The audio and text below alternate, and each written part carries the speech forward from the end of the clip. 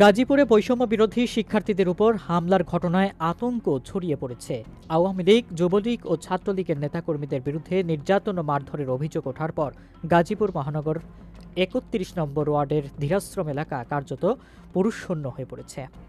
এছাড়াও গাজীপুর সহ সারা দেশে অপারেশন ডেভিড হান্ট শুরু হওয়ার খবরে শুধু বয়স্ক নারীরাই এলাকায় রয়েছেন, অন্য নারীরাও বাড়িঘর ছেড়েছেন। শনিবার ৯ ফেব্রুয়ারি সরাসরি পরিদর্শনে দেখা যায় মুক্তিযুদ্ধ বিষয়ক মন্ত্রী আ ক ম মোজাম্মেল হকের বাড়ির প্রধান ফটক বন্ধ।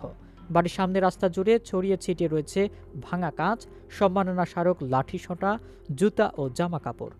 স্থানীয়দের মধ্যে আতঙ্ক বিরাজ করছে, কারণ শুক্রবার রাতের ঘটনার পর প্রায় সব পুরুষ সদস্য পালিয়ে গেছেন। কয়েকটি বাড়িতে কেবল বয়স্ক নারীদের পাওয়া গেছে, বাকিরা নিরাপদ আশ্রয়ের খোঁজে অন্যত্রে সরে গেছেন। ধীরাশ্রম টঙ্গী সড়কের পাশে ঘটনাস্থলের কাছে সব দোকানপাট বন্ধ, এলাকায় চলাচল সীমিত। এমনকি মোজাম্মেল হকের বাড়ির সামনের মসজিদেও তালা দেওয়া হয়েছে। আজান হয়নি, পরিবেশ একেবারেই নিস্তব্ধ। নাম প্রকাশে অনিচ্ছুক এক দোকানদার জানান, রাতে আওয়ামী লীগের নেতাকর্মীরা ছাত্রদের নির্মমভাবে পিটিয়েছে। কেউ সাহায্য করতে গেলে তাদেরও মারধর করা হয়। এদিকে শনিবার বিকেলে বৈষম্য বিরোধী ছাত্র আন্দোলনের সমাবেশ শেষ হওয়ার পর জেলা প্রশাসকের কার্যালয়ের সামনে এক ছাত্রকে গুলি করা হয়। মোবাশ্বির হোসেন নামে ওই শিক্ষার্থীকে চলন্ত মোটরসাইকেল থেকে গুলি ছোড়া হয়, যার ফলে তার ডান হাতের কনুইয়ের নিচে গুলি লাগে।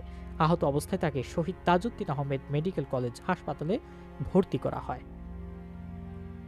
এই ঘটনার পর পুরো গাজীপুর শহরে আতঙ্ক ছড়িয়ে পড়ে।